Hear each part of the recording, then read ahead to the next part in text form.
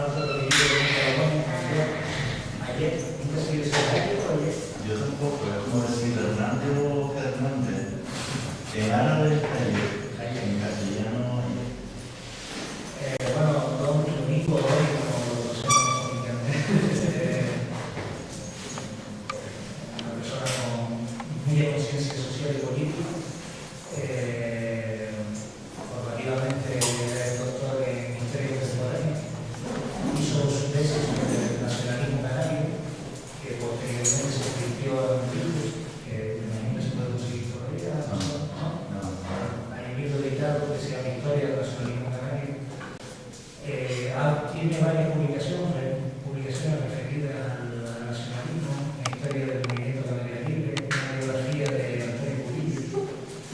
Y bueno, después tiene otras investigaciones y otras publicaciones de otros ámbitos. Tiene un libro muy bonito que lo recomiendo que se llama El retorno de la polis, en donde reflexiona sobre la democracia, sobre sus orígenes y cómo esos orígenes se han desvirtuado o se pueden tomar como referencia a la actualidad.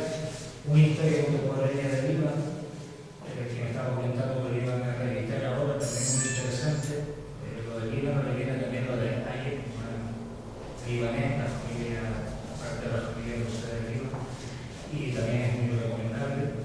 En fin, y más publicaciones. Bueno, de las últimas fue Tenerife en Rojo, que habla también de los años de la transición política en aquella isla, sobre todo de las luchas sociales y sindicales que hubo, no sé si en toda la isla, ¿no? Sí, bueno, sí, pero era metropolitano. También muy recomendable. Y el último libro es sobre algo que tiene mucho que ver con lo que va a comentar hoy, que es sobre la ONU, las Islas Canarias y las organizaciones africanas. Y bueno, él también da clase en la Universidad de La Laguna.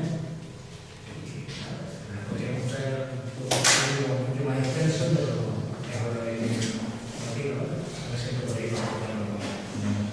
Gracias, Jesús. Gracias por la invitación a la asociación. Un placer estar en Fuerteventura. Me alegró mucho ver a Juan, que hacía montones de años que no lo veía. A Jesús siempre, porque es un colega estrecho, ¿no? Yo tengo aquí como para una hora y media, si les parece mucho resumo. Lo vamos viendo. Yo empiezo, tengo material porque el asunto es complejo y entonces no se puede soslayar así en una charla de media hora, ¿no? No nos quedaría claro porque diría, este tío se está inventando las cosas, ¿no?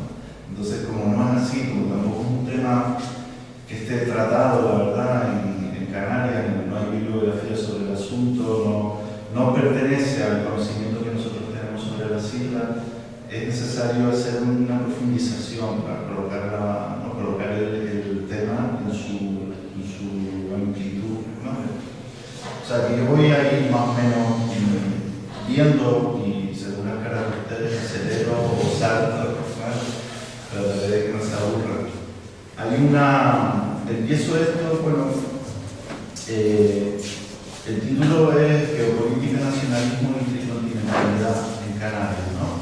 En cierta forma recojo el debate de cómo se ha querido poner de moda más o menos, ¿no? Esto de que es Canarias, porque Canarias realmente, porque nosotros no nos parece, porque estamos aquí y conocemos lo que hay, es difícil, incluso desde el punto de vista geológico, geográfico, por supuesto histórico y cultural, definirla. Somos una cosa que tenemos múltiples dimensiones, ¿no? Entonces esto complejiza la definición, ¿no? De ahí el tema de la tricontinentalidad, que luego, como verán al final de la ponencia de esta charla, va incluso más allá, ¿no?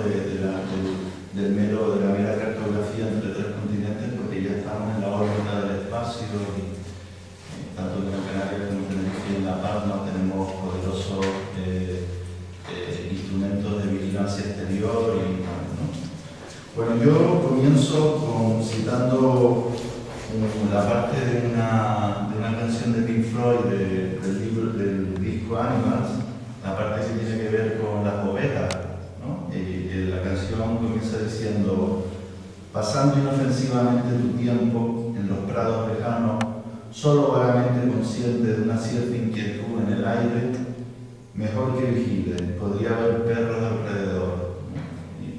Me gustó porque era justamente de lo que voy a hablar aquí en este asunto, ¿no?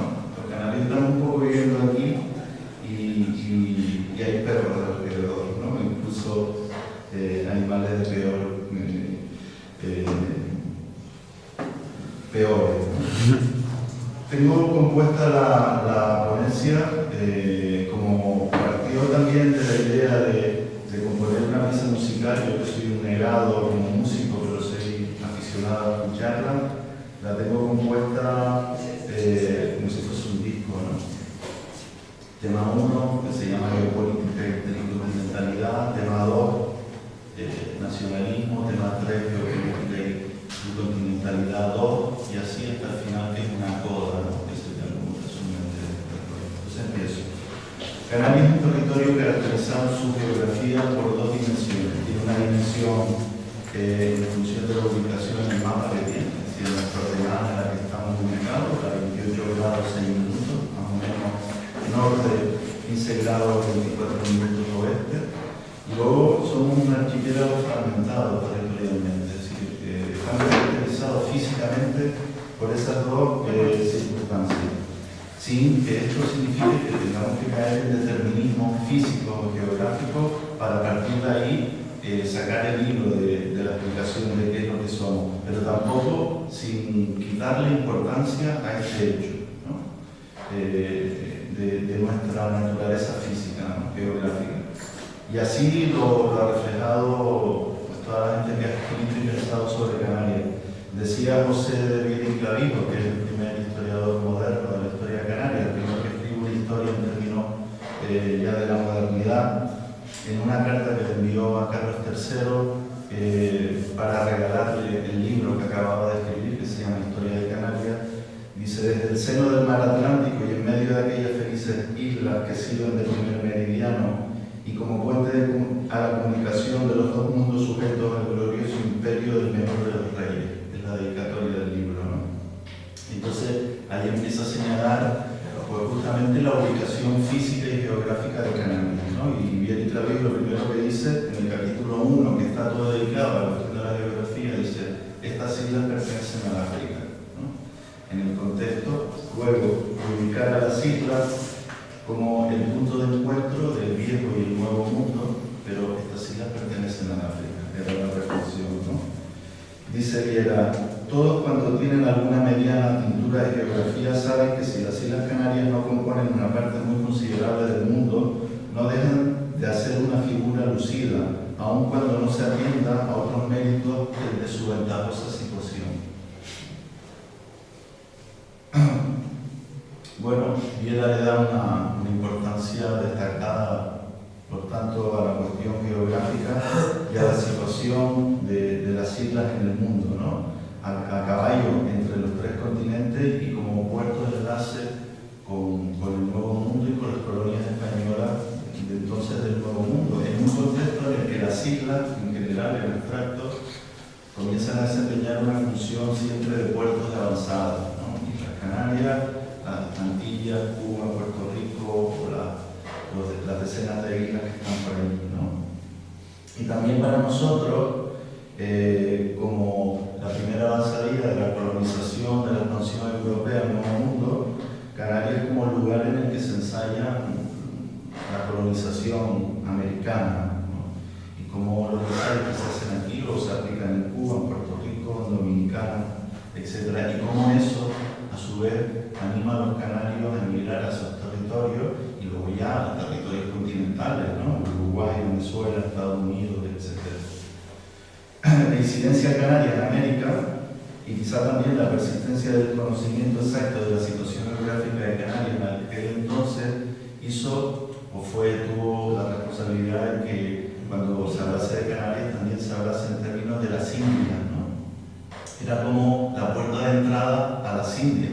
En realidad estábamos en África, pero mucha gente en aquel lugar y los europeos en concreto tampoco tenían muy claro, y los americanos tampoco, dónde estaban situadas las Canarias. se convoca Simón Bolívar, el Congreso de Panamá, para impulsar, digamos, las luchas de descolonización que aún quedan pendientes. Se marca como tarea la descolonización de Cuba, Puerto Rico y Canarias, ¿no? Y Filipinas también. Pero bueno, entendiendo como que Canarias formaba parte de aquel lote de islas que estarían en las Indias y habría que descolonizar, ¿no? Desde el punto de vista, digamos, de Bolívar, las islas eran entendidas como un lugar de tránsito desde la metrópoli hacia América, y por lo tanto el interés de ello era bloquear esa posibilidad, que las islas no pudiesen ser utilizadas para la reconquista americana después de la independencia de 1820, etc. Fruto de esto se produjeron algunos movimientos políticos en la diplomacia española y europea, preocupada por las consecuencias que esto podía acarrear, ¿no? Hay un documento que relata, que denuncia la mala disposición política en Canarias durante la década absolutista, que es la década, digamos, en que se restaura el absolutismo de Fernando VII después del golpe de Estado de 1823, después del trienio liberal, ¿no? Que está fechada el 15 de agosto de 1827. En tal fecha está publicado por el conde de Alcudia, embajador del Reino Unido, un oficio despachado al jefe de gobierno, un tipo que se llama Salmón, en el que se advierte sobre movimientos de desafección hacia España producidos en Canarias. Relata el citado conde, cita, por el bergantín Mary, procedente de Canarias, que ha llegado hace pocos días a Falmouth. Se sabe con bastante certeza que aquellas islas se hallan en muy mala disposición en cuanto al espíritu público de sus habitantes en general, y que los revolucionarios que trabajan con infernal ahínco en su seno y desgraciadamente con ciertos frutos, de acuerdo con los de otros puntos, tienen todo también preparado, que el día que lo crean oportuno y quizás antes de ser prevenido, proclamarán la independencia de dichas islas. Entonces aquí generó un movimiento de reacción de la diplomacia española de Londres para ver, en fin, cómo atajar esta situación, o primero con informarse qué estaba pasando realmente y luego cómo ponerle remedio, ¿no?, al asunto. Para, como decía el diplomático español, truncar los planes de los desorganizadores de orgullosos sectarios, ¿no? La carta fue analizada en el Consejo de Ministros y se dio cuenta al rey que, enterado del asunto, ordenó tomar las medidas oportunas, y para ello tomó una serie de medidas, ¿no? De poner en sobreaviso a la guarnición en las islas, en Tenerife en particular, que es donde se concentraba el mando militar, y se testó en Londres, es decir, se tomó el pulso en Londres a la diplomacia inglesa para ver qué había de cierto en estas noticias que estaban llegando en buques ingleses que venían de comerciar por Canarias y que arribaban a los puertos ingleses, ¿no? Entonces ahí lo que se plantea es la posibilidad de que, y esto lo toma en serio el embajador plenipotenciario español en Londres, que está negociando con los ingleses el tema de los pagos adeudados a la corona británica que contrajo la corona española cuando le pidió prestado dinero para comprar armas para luchar contra los franceses cuando invadieron la península en 1808. Es decir, España se endeuda con los británicos, porque los británicos le prestan dinero para comprar armamento para luchar contra la invasión napoleónica. Bueno, y luego una deuda acumulada que ya para 1827 los británicos estaban diciendo: ¿y se paga la deuda o no se paga?, ¿no? Y la diplomacia española estuvo testando a los diplomáticos británicos en Londres, diciendo que cómo se podía arreglar el tema del pago de la deuda, de dejar sangrado esta cuestión, ante el rumor que estaba surgiendo en las cancillerías de que Inglaterra pretendía al menos una de las Islas Canarias como pago por la deuda contraída por el reino español con los ingleses, ¿no? Bueno, después de aclarar y de toda esta historia diplomática, parece que los ingleses aconsejan a la monarquía española que se endeude con cierta banca europea para pedir préstamos para pagar las deudas que tienen contra Y bueno, por lo tanto, el tema canario estaba ahí porque para los ingleses las islas eran muy apetecibles, ¿no? Era una posición geográfica estratégica porque los ingleses son entonces los que dominan los mares, son como los norteamericanos de ahora, ¿no? Y entonces a ellos les interesa tener muchos puntos por el globo que les permitan tener desplegada su flota de guerra y su flota mercante para controlar su imperio, que es la India, que son posesiones en América, en África, etc. Bueno,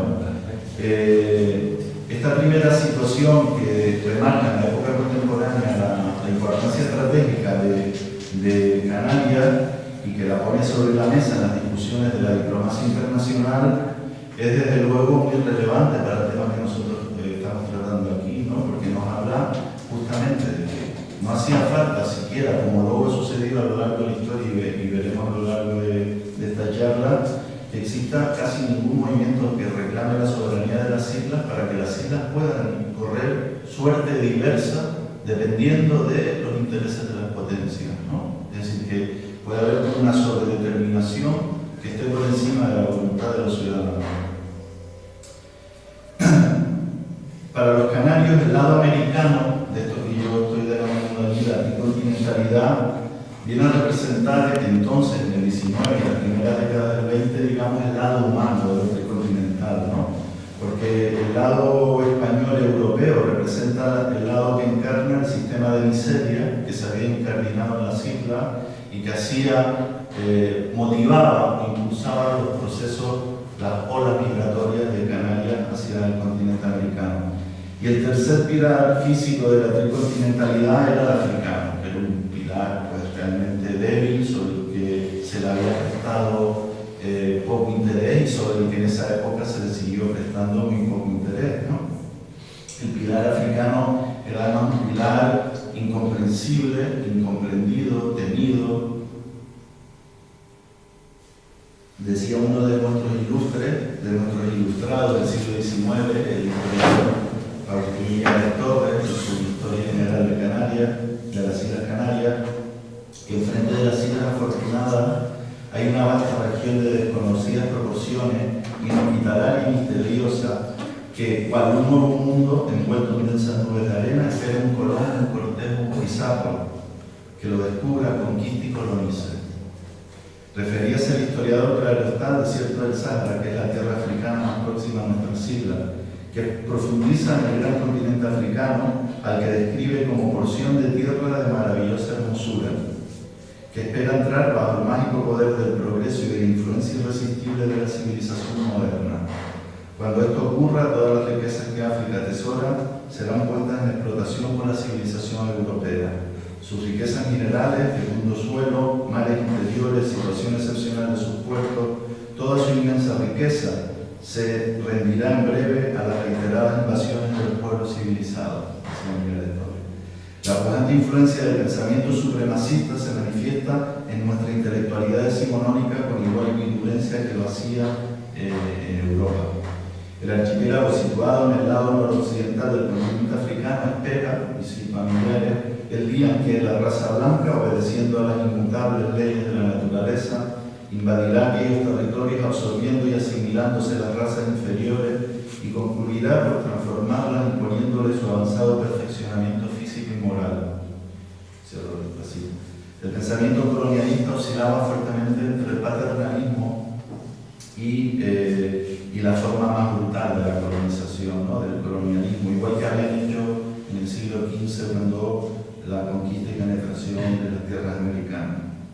Avanzado el siglo XIX, pero antes de que Miguel Valdés Torres publicase esta obra, se promulgó la ley de Puerto Franco de 1852, que venía a sancionar desde el punto de vista jurídico y fiscal el hecho diferencial canario, el hecho de que Canarias estaba en una situación excepcional como puerto, como ruta y como puerto del tráfico comercial en la escala internacional con proyección Europa-América, ¿vale?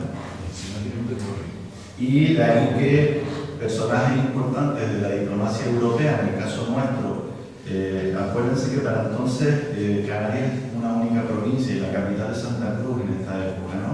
Y ahí es donde están las sedes de los cuerpos consulares extranjeros, del consulado británico, el francés y tal, ¿no? Entonces, tanto el cónsul británico como el cónsul francés, que para nosotros es mucho más conocido porque es Sabino Berthelot, que luego conocimos porque fue un divulgador e investigador de las costumbres etnográficas y culturales de los pueblos aborígenes, fue un hombre que se comprometió y que hizo presión para que el gobierno de Madrid concediese el Puerto Franco, ¿no? La ley de Puerto Franco para los puertos canarios, en fin, alegando los intereses del comercio internacional en los que Francia se jugaba mucho dinero, ¿no? Y mucha proyección internacional. Entonces esto está recogido también en esta historia, ¿no?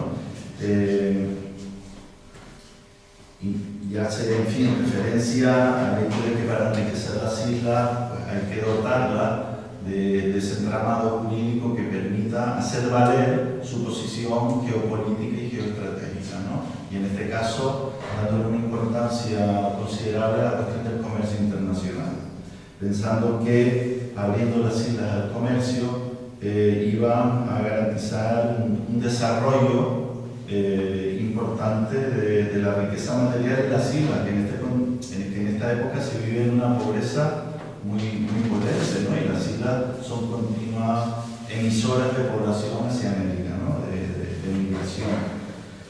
En este contexto de dar importancia a la cuestión de las islas como territorio geográfico, no solo es una cuestión que tuviese que ver con Canarias, por supuesto, ¿no? Sino que el capital imperialista franco-británico impulsaban en todos los puertos de escala que ellos veían por el mundo, ¿no?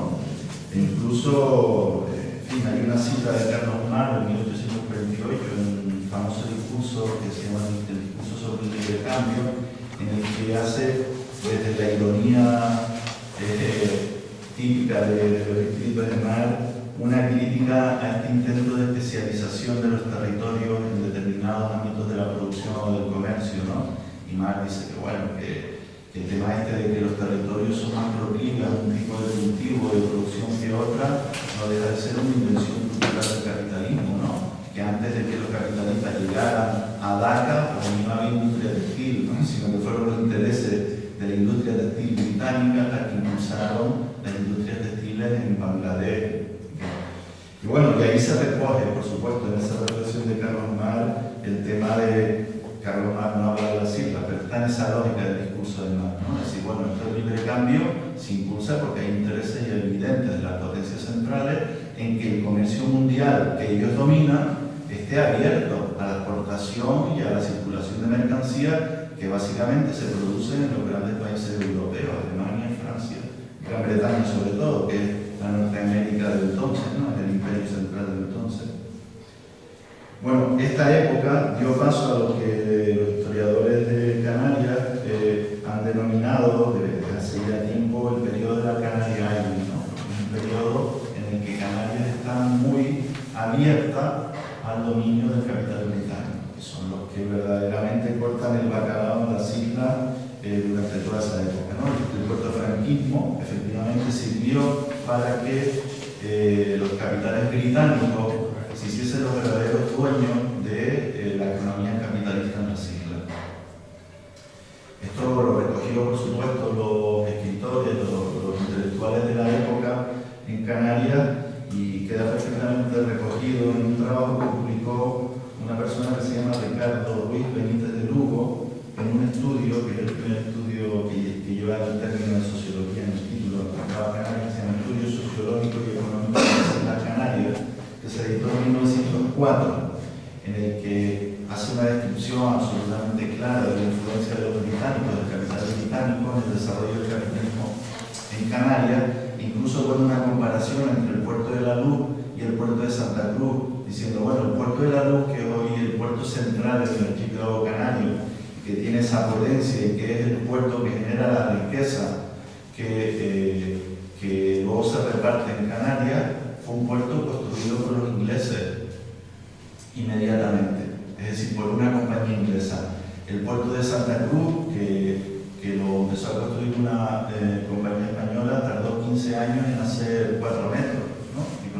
puerto no funcionaba. Entonces el tipo decía que bueno, que ahí lo que se ponía de manifiesto era precisamente el potencial del capitalismo británico en relación al capitalismo español. Bueno, este libro de Ricardo Ruiz Benítez de Lugo incide mucho en la importancia de Canarias, porque el libro está escrito después de la independencia de Cuba, de Puerto Rico y Filipinas en 1898, con la independencia del libro en 1904. Entonces Ricardo, que es militar, igual que Nicolás Esteban, que es militar, y también escribe acerca de la propuesta autonomista de autogobierno para Canarias, en el entendido, entienden ellos, de que esa era la manera para evitar que en Canarias se pudiese reproducir lo que había pasado en Cuba o en Puerto Rico, es decir, que la negación a la autonomía pudiese desembocar en una lucha por la independencia, ¿no? Entonces ellos, preocupados en esa manera de entender Canarias, plantean que es preciso españolizar Canarias, porque no está vulgarizada en los españoles, no la conocen, como no supieron el valor de Cuba, Puerto Rico y Filipinas hasta que los periódicos nos enseñaron con motivo de la guerra su geografía y su valor. Aclara que en el sentido de españolización no es como decía ver el otro día de españolizar a Arane, sino en el sentido de preocupar a los españoles por Canarias, ¿no? Que los españoles conociesen cómo era Canarias. El empuje, como decía antes, la preocupación que a estos militares ven es que como que Canarias está en una deriva que puede transitar desde reclamar la independencia a reclamar una cierta anexión con los británicos, porque ven que los británicos dominan el comercio, las relaciones humanas, porque hay muchos barcos que salen de Londres y vienen a Santa Cruz y Las Palmas y viceversa, entonces se establecen relaciones familiares y los jóvenes de una familia británica y de otras Canarias se casan y se establece, digamos, un nuevo tipo de relación que pueda arrinconar hasta lo que entonces había sido lo hegemónico en las islas, que eran las relaciones con las familias españolas, ¿no? Del origen peninsular. Y esto es una preocupación que ellos empiezan a detectar, ¿no? Van a Canarias por interés político, y situación geográfica, y eso les inducirá a apoderarse de aquellas islas, si pueden, en la época que consideren más oportuna. Está hablando de los ingleses. Si es claro que les convenga, todo podría depender de las coyunturas por las que atraviese la política europea y la expansión hacia África. Mientras el negocio vaya bien y el capital inglés esté satisfecho, seguro que no habrá golpe de mano en Canarias. Sería innecesario, la posesión de las islas ya la tienen de hecho, aunque no de derecho. Es más rentable la primera forma de ostentar la supremacía en las islas. Y ahora cito, los ingleses son poco respetuosos con las propiedades políticas, pero no son tontos. Apoderarse de las Canarias, hacerlas suyas políticamente, ¿qué ventaja iba a reportarles? Ninguna. Ahora las disfruta mayores. Nosotros pagamos el ejército, la armada, la policía, el Estado, y ellos, sin gastar un cuarto, perciben todos los rendimientos que una soberanía de hecho les produce. Bueno, el resto del trabajo sigue versando sobre la importancia estratégica de las islas y al final el trabajo concluye diciendo: las Canarias son grandes boyas para los buques que cruzan el Atlántico de sur a norte y de oeste a este, de las meridionales tierras de África al continente europeo y de las Américas a las inexploradas regiones de África Central. Y esa misma situación permite a las islas ser el nexo entre la agostada Europa, la fértil América y la del Oriente África. La propuesta de principios del siglo XX, que sigue siendo, muchas veces uno abre la prensa hoy y siguen reproduciendo este tipo de discursos, ¿no? Que no termina de arrancar en toda su complejidad. Aquí yo cierro lo que sería como el primer tema de Pink Floyd, ¿no? Entonces hablo de lo que sería el nacionalismo, ¿vale? El nacionalismo. La primera parte, la primera versión del nacionalismo. La asunción subjetiva del problema geopolítico no se asumió, aún de manera tibia, hasta finales del XIX, y fue en la emigración en América donde surgen las primeras manifestaciones del nacionalismo canario, Secundino Delgado, José Gabriela Díaz, Serpa, etc. Son todos gente ilustrada, periodistas, gente que tiene formación, y son los que impulsan esta idea al calor de las luchas de la independencia de Cuba y de Puerto Rico, ¿no? Y de Filipinas también. Es un discurso muy marcadamente anticolonialista y un discurso obrerista, digamos que empata esas dos dimensiones. Y luego un discurso también muy anticaciquil.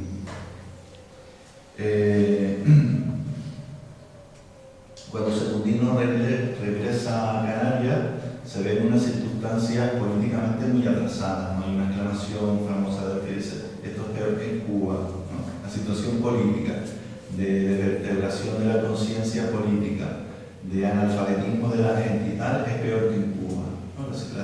Hay un dominio brutal del caciquismo que hace imposible el desarrollo de una clase intelectual que fue a la postre la que hizo posible la toma de conciencia en Cuba y en Puerto Rico, ¿no? Fueron los clubes culturales, literarios, etcétera, en los que, como dice un estudioso del Caribe, se creó primero la República de las Letras y aquello luego dio paso a la República de las Armas, ¿no? Pero lo que hizo tomar conciencia en Cuba y en Puerto Rico y también en Filipinas, derecho nacional diferenciado de ellos, fue justamente que habían desarrollado una clase intelectual intermedia, que no eran obreros ni eran campesinos, porque los campesinos son analfabetos y los obreros son semi-analfabetos y además están ocupados buscándose la vida, sino hay una clase intermedia de agitadores, periodistas, abogados, liberales, que son los que asumen el derecho nacional. Y esto en Canarias no ocurrió porque esta clase era una clase muy reducida, muy minoritaria, había un analfabetismo muy alto en Canarias, mucho peor que en Cuba, que en Puerto Rico, etc., ¿no? Entonces esto imposibilitó el hecho de que surgiese una conciencia nacional en los sectores del ilustrado.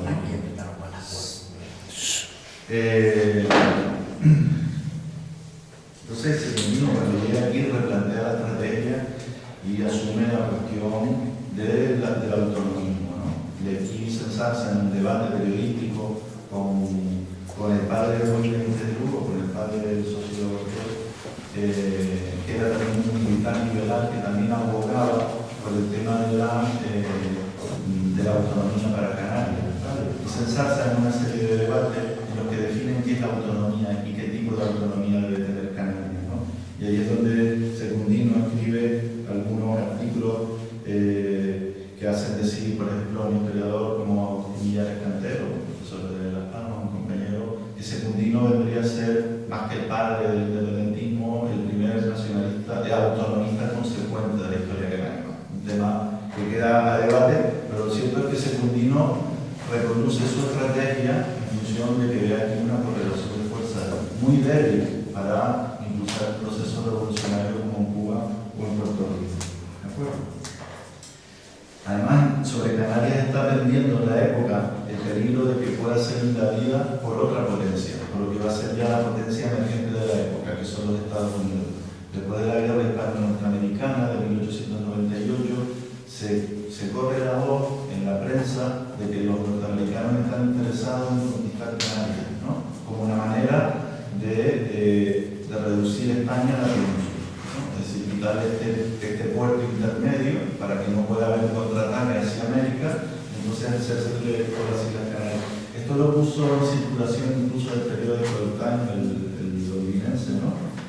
Y decía que eso podía ser una amenaza cierta de los Estados Unidos siempre y cuando España no firmase la paz, la conferencia de París, que implicaba reconocer que ya habían perdido Cuba, Puerto Rico y Filipinas, ¿no? Es decir, como que le dieron un envido, ¿no?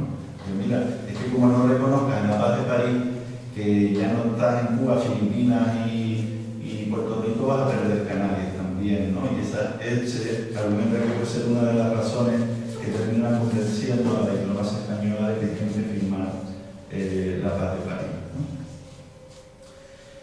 Ellos entienden que, bueno, que la posesión de Canarias, como vengo repitiendo, es una posición muy rentable desde el punto de vista de su situación de escala, y los militares españoles son los que han dedicado más horas a pensar la cuestión de la geopolítica en Canarias, y ya entonces, desde el final del siglo XIX, están escribiendo sobre esta cuestión, ¿no? Y cómo abordarla, porque ellos son conscientes de que Canarias es una puerta, que son puertos de escala en el Atlántico apetecible, en fin, a las potencias en general, ¿no?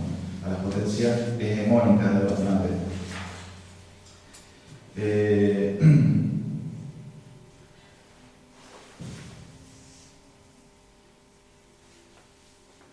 Bueno, un militar escribe que en esta lógica también, que si se quiere, si España quiere mantener la soberanía sobre las islas, debe afrontar ya el hecho de su autonomía.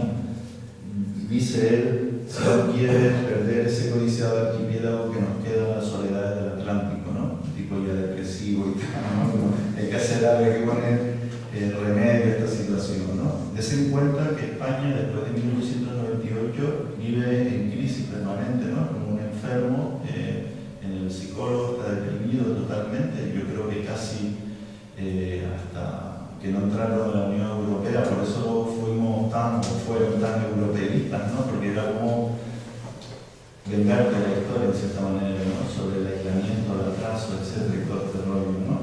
Pero si tú te lees la literatura, ustedes ven la literatura de esa época, Unamuno, Ortega, Costa, toda esta gente, son melancólicos, ¿no? La pérdida del imperio, después del alma, ¿no? Están en una especie de que España ha ido cayendo en una depresión histórica brutal y cada vez va peor, ¿no? Y encima le surgen los nacionalismos en Cataluña y en el País Vasco, ¿ya? Entonces es terrible la situación, ¿no? Entonces son melancólicos escribiendo muchas veces y te ves este tipo de textos, ¿no?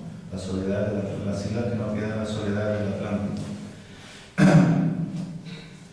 Bueno, en esta situación, digamos, llegamos hasta 1912, muere Secundino, como saben, él fue encarcelado, el movimiento queda desarticulado en Canarias, sale de la cárcel modelo de Madrid en 1912, ya enfermo, muere y tal, y luego se retoma la idea secundinista en La Habana, otra vez en América, en 1924, y se vuelve a crear allí por una serie de intelectuales emigrados, entre los que están José Cabrera Díaz, que ya venía antiguo, pero estaba en Güemes y toda una serie de gente nueva, y crean el Guanche Segunda Época, que es un periódico que empieza a reflexionar desde ya en la década de los años 20 sobre la cuestión canaria y tal, ¿no? En un contexto, como decía antes, en que las islas están completamente britanizadas, no sé si existe la palabra, pero me entienden, ¿no? Había un cartel famoso en la isleta, en esa transición de siglo, que ponía Canaria Island, ¿no? Hay una foto antigua que sale el cartel medio cambado así, ¿no? Pone Canaria Island. Y luego hay una foto aún todavía más clara sobre esta presencia británica, que es la que muestra el recibimiento de Alfonso XIII en 1906, en lo que ahora es la Plaza de Candelaria en Santa Cruz, un cartel muy grande que dice "Good Side King Alfonso", ¿no? Porque, en fin, porque había un predominio y porque efectivamente España mandaba un barco cada 2 semanas, mientras los británicos mandaban barcos continuamente y había un trasiego mercantil con ellos importante, ¿no? Ahí cerramos la experiencia del nacionalismo 1, digamos, ¿no? Y entramos en lo que sea geopolítica y continentalidad. ¿Tienen para aguantar un ratito más?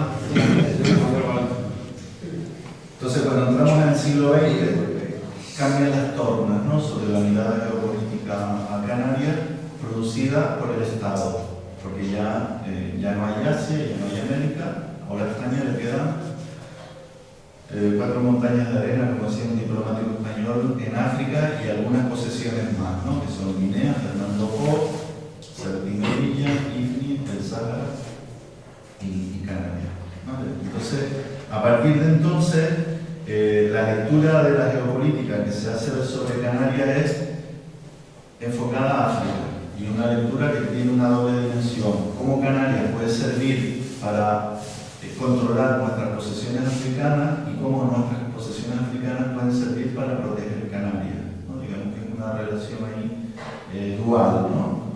Se establece que hay un mar interior, que es definido así desde los términos militares, el mar que separa la Fuerteventura con el Sáhara, con Ifni, es considerado mar interior español y por lo tanto un mar de dominio militar del ejército español, etc., ¿no? Pero ¿qué pasa? Que España es un país, como les decía antes, deprimido, debilitado, en el que ya no tiene una voz internacional, sino que su voz internacional depende de lo que digan las potencias, ¿no? Hay un consejo isabelino de la política de Isabel II que dice que le recomienda a sus diplomáticos cuando los británicos y los franceses estén de acuerdo, votemos con ellos. Cuando estén en desacuerdo, nos abstenemos, ¿no? Pero nosotros tenemos que ir bajo el paraguas de los franceses y de los ingleses, ¿no? ¿Frente a quién? Pues frente a los alemanes, que son la potencia emergente en la época, ya hacia 1904, 1906-7, y Alemania que quedó un poco perjudicada por el Pacto de Berlín de 1885 sobre el reparto de África, quiere reivindicar nuevas posesiones en África, ¿no? Entonces Alemania empieza a jugar también a ser una gran potencia, pero claro, las grandes potencias internacionales entonces son los ingleses y los franceses. De tal manera que hay una posición, digamos, de ventaja que los franceses y los ingleses tienen en Canarias respecto a los alemanes, que los alemanes pretenden contrarrestar para colocar una pata también en las islas, anunciando que quieren colocar un cable submarino de telégrafo para comunicar Canarias con Europa, África, etc., ¿no? Y esto se lo ofertaron al gobierno español, y los británicos y los franceses les dijeron que de eso nada, ¿no? Que no están conformes con que los alemanes metan puña en Canarias, ¿no? Entonces, la diplomacia franco-británica, otra vez de acuerdo, pues decide reforzar las relaciones con el gobierno entonces de Maura en 1907 y le advierten claramente que si no se aviene a un pacto de garantizar que Canarias es un territorio que desde este punto de vista está hegemonizado por los británicos sobre todo, pues puede perder alguna de las islas o los territorios ultramarinos, ¿no? Esto es lo que se llama la Conferencia de Cartagena, realizada en la ciudad de Cartagena en 1907, y en la que queda recogida esta amenaza de la potencia al gobierno español, ¿no? Diciéndole que de acuerdo con los alemanes nada, que esto es un territorio y que el norte de África, porque aquí es donde se está jugando el imperialismo naciente, toda su influencia, que esto es de economía británica y luego en segundo lugar francesa, ¿no? Y en Francia por el control que ellos tienen de Marruecos y porque las posesiones españolas en el sur de Marruecos en realidad son un acuerdo al que llegan con los franceses. Los franceses deciden dar una parte de soberanía, IFNI, etc., a España, pero España se tiene que plegar a los intereses franceses en el noroeste de África, ¿no? Este es un poco el juego de las potencias que hay al que se da la corona española, como no puede ser de otra manera, ¿no? Porque no tienen capacidad ya para poder imponer otra serie de historias, ¿no? En este contexto, dice Maura, el presidente del gobierno, Río de Oro es para nosotros un punto militar, una previsión diplomática y el cumplimiento de un tratado. Río de Oro nos da la importancia de ser también fronterizo con el sur de Marruecos, donde tiene la otra posesión, y estar próximo a Canarias, ¿no? Como les decía, es la preocupación que ellos tienen. Como Canarias puede servir de protección a las colonias continentales, y como las colonias continentales pueden proteger a Canarias de las potencias, de las tendencias desestabilizadoras, etc.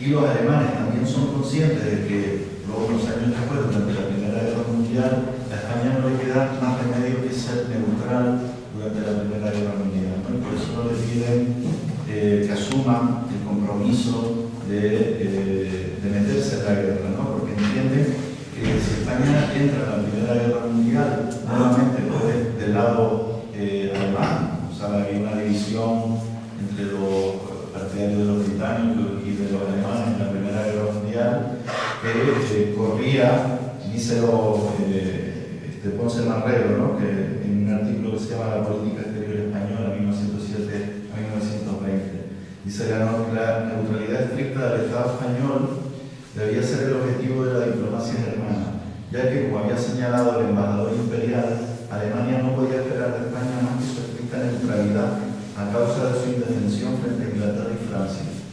Si tomaba partido por Berlín, España perdería enseguida las Islas Baleares y Canarias. Y esto lo sabía, ¿no?, toda la Cancillería, y entonces, bueno, volaban en consecuencia, ¿no?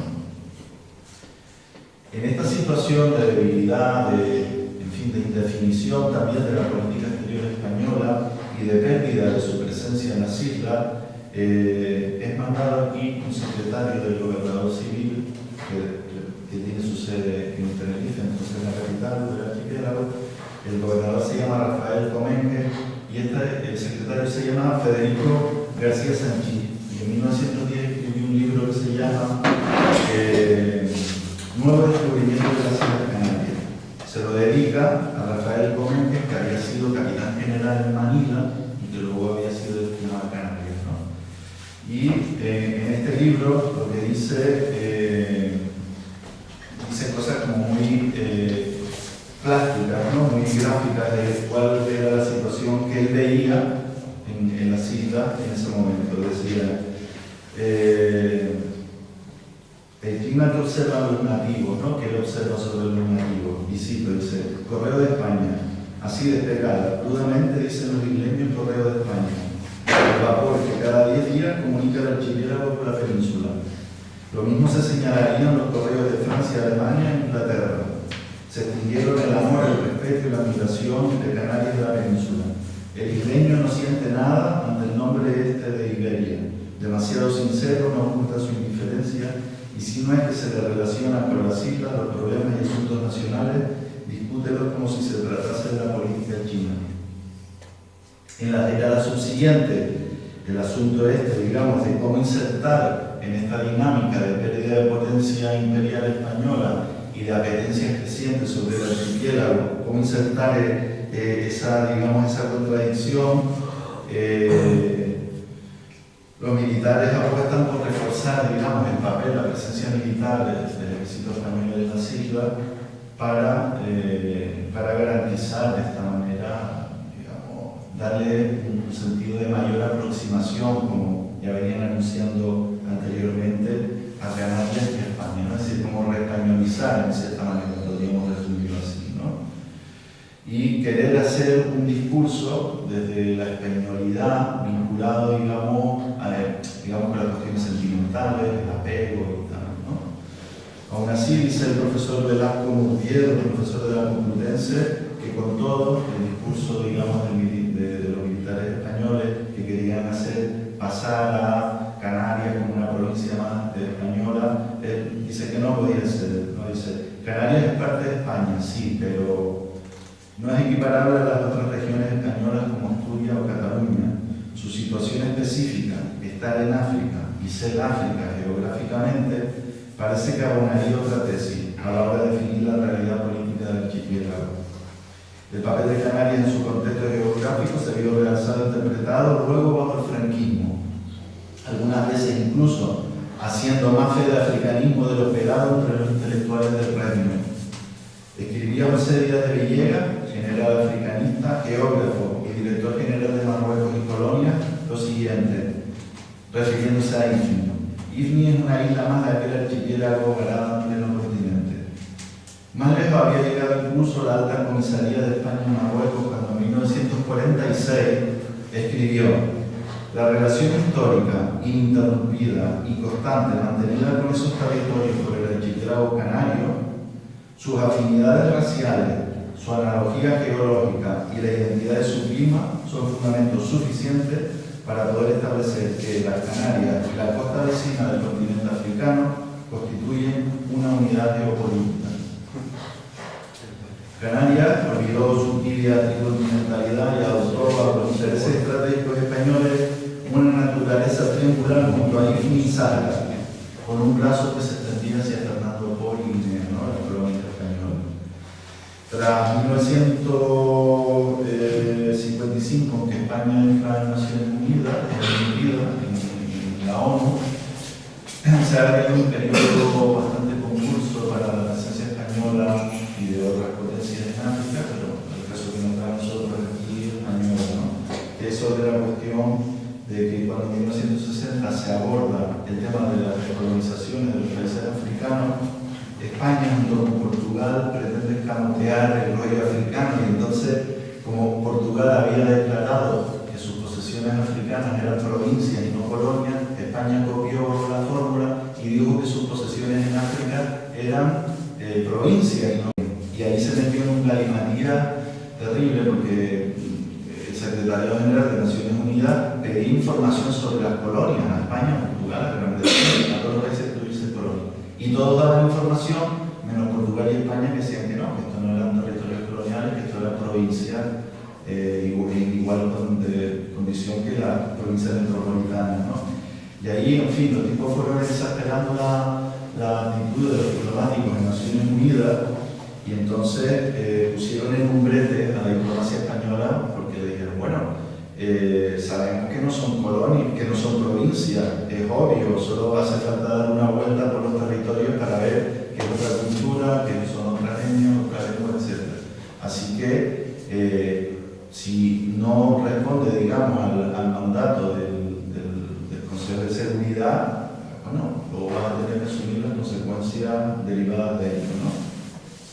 Claro, España se metió en un galimatías porque al considerar que Ceuta y Melilla, Ifni, el Sáhara, Guinea, Fernando Poya, Gabón y las Islas Canarias eran provincias, luego tenía que decir, bueno, aquellas sí son provincias y estas no, y entonces ya ahí se metieron en un asunto bastante feo, ¿no? Que generó un debate brutal en Naciones Unidas, y entonces hubo una serie de países, y más todos los países africanos que se iban independizando, más la Unión Soviética, más países americanos, asiáticos y tal, demandaron que se diese información sobre todos los territorios españoles en África, y eso incluía Canarias.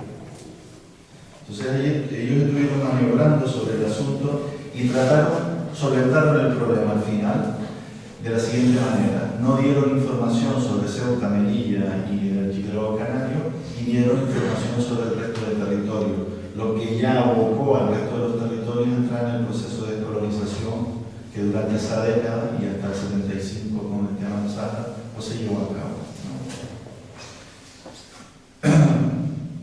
Bueno, esto, digamos, por lo que respecta a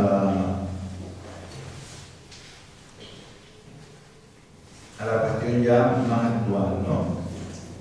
La atención luego prestada del 60 en adelante y luego del 75 en adelante, ya después de cuando ya España tiene que abandonar el Sáhara Occidental, sobre el tema geopolítico, adquiere otra dimensión, porque entonces España tiene interés durante el proceso de transición en meterse en la OTAN.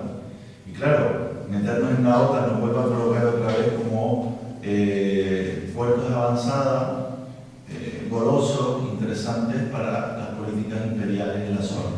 Al principio el asunto es más complejo, luego ya veremos que una vez que desaparece la Unión Soviética se despeja digamos, la tensión en la zona derivada de la Guerra Fría, y entonces ya finalmente, que es lo que hemos hecho ahora, ya convertimos nuestros puertos y aeropuertos en puertos logísticos para que la OTAN pueda utilizarlos, ¿no?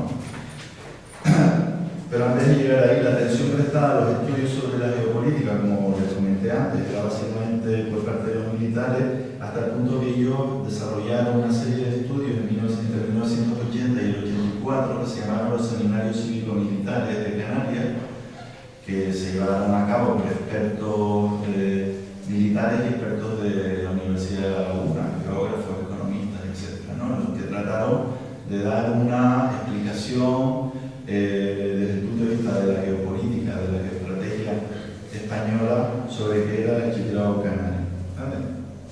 Bueno, aquello coincidió con el repliegue también de las fuerzas de ocupación coloniales a Fuerteventura y Gran Canaria, la región, y al plan, digamos, más o menos publicitado entonces de la promoción de una base aeronaval en Aguinaga y la base aérea en Gando, ¿no? Y luego la base de helicópteros en Los Roderos y toda la serie de instalaciones militares tipo radares, Lanzarote, en el Hierro, etc. Es decir, que ya entramos de lleno en esa dimensión de desarrollo militar, pero ahora vinculado al papel de la OTAN, ¿no? Todavía en el contexto africano, al principio, en confrontación con la Unión Soviética, aquello se encontraba, digamos, con la cortapisa de que la otra potencia estaba por aquí, había establecido las oficinas de información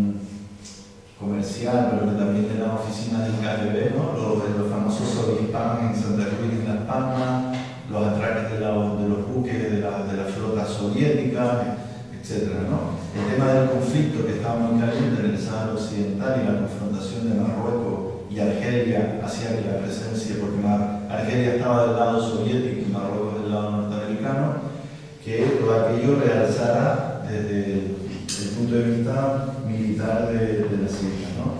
Ahí los españoles, los militares españoles, trazan una nueva identidad geopolítica para Canarias, claro, una identidad vinculada a esta estrategia militar. Entonces, Canarias viene a ser el punto de convergencia de dos grandes ejes militares. Uno es el Ferrol, Azores, Gibraltar, Canarias, y el otro es Canarias, Gibraltar, Baleares, ¿no? Entonces, estamos como en el final de una cuña de lo que los militares llaman el mar profundo de España, que llega hasta las Islas Canarias, ¿vale? Pero ya en esa redimensión en el que España tiene la vista puesta en su participación en la Alianza Atlántica, en la OTAN. Entonces, bueno, ahí se nos redefine desde otra perspectiva distinta a lo que había sido tradicionalmente la posición de Canarias como básicamente puertos comerciales y de encuentro entre las economías europeas y las americanas, ¿no? Después del Tratado de Maastricht de 1992, se reconoce la figura específica de Canarias como región ultraperiférica, se llama la RUP, ¿no? Junto a otras islas, posesiones francesas en el Caribe, en el Índico, la isla de Reunión, las posesiones portuguesas de Azores y Madeira, etc., ¿vale?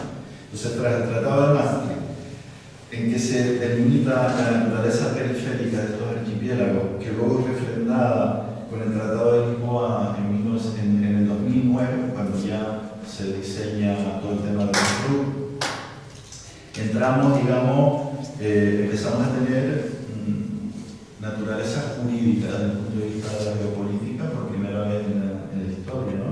Esto es muy interesante para el asunto que abordamos aquí, porque con ello se reconoce jurídica y políticamente la realidad del archipiélago. Las RUP son a la vez posesiones avanzadas de la UE, de la Unión Europea en el mundo, según expresan sus propios documentos. Me refiero al documento de las regiones ultraperiféricas europeas, informe miembro de la Comisión Michel-Brenner de 2011, ¿no? En el que se dice: la posición geoestratégica de la RUP confiere a la Unión Europea una presencia ampliada de la que podría prevalecerse más. Las RUP representan fronteras y puestos avanzados de la Unión Europea en el Mar Caribe, en el Océano Atlántico, Azores, Madeira, Canarias, y en el hemisferio sur, la isla de Reunión. Las Islas Canarias, los enlaces marítimos regulares con 19 puertos de África Occidental hacen de los puertos de las Islas Canarias un centro logístico excepcional para comunicar África y lanzar puentes con América Latina. Cierra la cita, ¿no? La novedad que incorpora nuestra situación a la RUP en el discurso de la tricontinentalidad es que ahora definimos también prioridades en el espacio exterior. Ya no estamos hablando sobre el continente, sino ahora estamos hablando de la guerra espacial, ¿no? No solo somos posesión geoestratégica, sino tanto la Estación Espacial de Maspalomas, la isla de Gran Canaria, como el Instituto de Astrofísica de Canarias, tienen encomendada esta tarea. La primera tiene asignadas múltiples funciones de vigilancia y de tratamiento de datos procedentes del espacio y también de la navegación aérea. La segunda, y los observatorios asociados a ello, tanto en Navarra como en Tenerife, son poderosos mecanismos de observación del espacio. Además de este interés en el espacio exterior, en la RUP se debe establecer comunicación por cable óptico al objeto de comunicarla entre sí y con el espacio continental de la UE y con sus países ribereños, en el caso de Senegal, Mauritania, etc., que ya se ha hecho el proceso de construcción de ese asunto, ¿no? Y ahora vendría la parte, digamos, que llamo toda a la geopolítica, ¿no? Y ahora que la geopolítica puede, de hecho, ser un factor de inestabilidad no querido o una ventaja comparativa económica y políticamente positiva. Las clases rectoras de la sociedad isleña, con un componente nacional ferroviario muy acentuado, no se han atrevido a contemplar África como un territorio para el encuentro y el intercambio mutuo. Históricamente lo han visto como un lugar peligroso y desconocido en el que viven culturas y pueblos incomprensibles y atrasados, y del que han querido distanciarse hasta el punto de cambiar la ubicación de las islas en los mapas geográficos. De África había que huir más que aproximarse, de ahí que no exista conocimiento reseñable sobre el pueblo vecino. Nuestra mirada tricontinental sigue, por tanto, aún estando incompleta. Mientras no estemos en África, tal cual hemos estado en América o en Europa, no podemos hablar de que somos un archipiélago tricontinental, ¿no? Quizá vaya a ser la OTAN, después de todo, la que nos coloque por fin frente a nuestra verdad geopolítica. Y eso sería un mal asunto. Si los pueblos vecinos definitivamente nos van a contemplar como escenario logístico para preparar ocupaciones o intervenciones militares en su territorio, como Sahel, el Mali, Mauritania, etc., mala cosa sería para nuestra diferencialidad geopolítica. Desgraciadamente, haría buenas las proyecciones que el movimiento por la paz y anti-OTAN hizo en los años 80 en Canarias.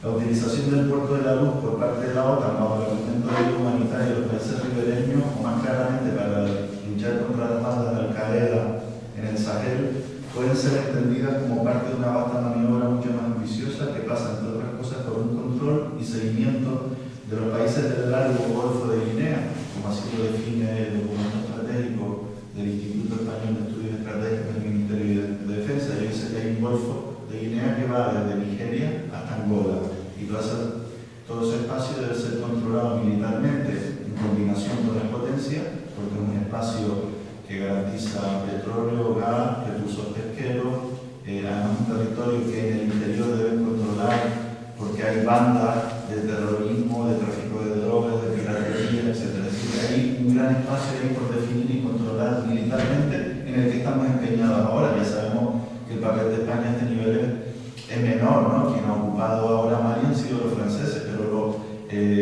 mucha del apoyo logístico ha salido del puerto de la Luz, ¿vale? Es decir, que ese es un poco el perfil que estamos teniendo nosotros, ¿no? En este escenario nuevo, en el que parece que ya sí hay una política española hacia África, pero que ya no es la vieja política de mantener un discurso con las viejas posesiones coloniales, con las mínimas pequeñas posesiones, sino que España se quiere integrar ahora en el discurso imperial sobre el territorio, ¿no? Y ahí está apostando la posición canaria como una posición excepcional desde el punto de vista geográfico, al menos para el control del África noroccidental. Esto está recogido en la documentación, ya digo, del IEE, que es el Instituto Español de Estudios Estratégicos,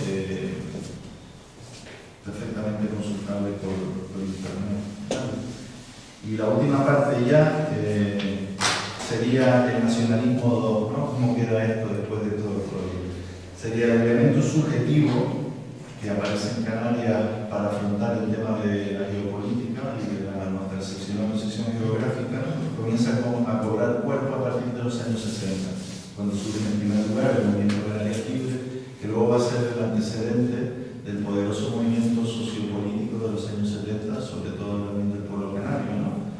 Que logró aunar, digamos, un sector muy considerable de las capas urbanas de sectores populares y de clases medias en Las Palmas, en Santa Cruz y en La Laguna, siendo Las Palmas, desde luego, la joya de la corona de este movimiento, ¿no? Logra alcanzar el 30% de los votos, un voto radical que reclama el derecho de autodeterminación, el control de las aguas canarias, un proceso constituyente propio, y es donde este proyecto radical alcanza un mayor respaldo electoral, mayor que en Bilbao, que en Guipúzcoa, que en ningún otro sitio, ¿no? El 30% de apoyo en Las Palmas es una cosa absolutamente excepcional y está muy influenciada por la cuestión de la paz, de la lucha por la neutralidad, por la posición geopolítica de Canarias, etc. Porque la OPC, al menos en el caso de Las Palmas, también la convergencia del movimiento contra la base de Aguinaga, del movimiento anti-OTAN, de toda una serie de movimientos sociales que ya han hecho un descubrimiento muy interesante y se han opuesto al uso que la geopolítica internacional quiere hacer de las Islas Canarias, ¿no? Por lo demás, la tradición, digamos, de este movimiento de la izquierda populista en los años 70 quedó derrotada políticamente cuando, en fin, por multitud de factores, pero que tienen que ver con el modelo de construcción de la autonomía. Allí, digamos que el movimiento que representa la OPC desaparece, pero no así un amplio espectro, digamos, del pueblo canario, que las últimas encuestas que yo he ido consultando, tanto del Centro de Estudios del Consejo del Centro de Estudios Sociológicos de Madrid, sí, como del propio Instituto Español de Estudios Estratégicos, estiman que hay un nivel de identidad preferente en los canarios que oscila entre el 25 y el 45% entre considerarse solo isleño de tu isla o solo canario, ¿no? Y luego, en fin, un 40 y pico por ciento, estamos hablando de mucha gente, ¿no? Un sector que comparte identidades compartidas entre el isleño, canario, España y tal, ¿no? Pero hay un amplísimo porcentaje, un sustrato de población muy amplio que a mi entender viene a ser un poco, al menos en algunas siglas, el respaldo electoral que se canjea una organización como es Coalición Canaria, ¿no? Que ha jugado a representar lo nuestro y el proyecto fácil de vender y tal, ¿no? Y que ha sido posible que electoral y políticamente triunfe, digamos, entre comillas, porque es un discurso muy pobre, pero en un contexto de conciencia política, de cultura política, muy pobre también del pueblo, ¿no? Entonces, es un discurso fácil, muy por arriba, muy superficial, pero que toca las teclas precisas para que se exprese esa preferencia identitaria de las poblaciones, ¿no? Bien, esta gente, por supuesto, no ha asumido la cuestión de la tricontinentalidad en su verdadera dimensión, ¿no? Hablando con algunos compañeros de la Universidad de La Laguna, que estamos impartiendo hace unos años un máster de estudios africanos y hemos creado un instituto, ¿no?, de estudios africanos y tal, y siempre la gente que se acerca, un comentario que surge de primera impresión es que en los campus de La Laguna y de Las Palmas al menos tendría que haber 1000 africanos por campus, ¿no? Si de verdad hubiese una política canaria interesada en acercar Canarias a África, ¿no? Y becar estudiantes africanos y traerlos aquí y hacer, si ustedes quieren, en una lectura un tanto egoísta, formar cuadros de Senegal, de Cabo Verde, de Mauritania, porque a la vuelta de 10 años esos cuadros que se estudiaron en estas universidades serán los ministros, secretarios de Estado, los empresarios y tal, porque tú puedas pensar buenas relaciones diplomáticas y tal. Ahora, si no haces nada y te limitas simplemente a entender que la tricontinentalidad es que se utilizan nuestros puertos para reconquistar África o para hacer negocios con las subvenciones que vienen de Europa, no es asumir el desafío tan importante que para nosotros debería de tener la cuestión esta de la tricontinentalidad y sobre todo de la pata africana de la tricontinentalidad, ¿no? Que es la verdadera deuda que tenemos los canarios y las canarias. Bueno, esto es un poco el proyecto.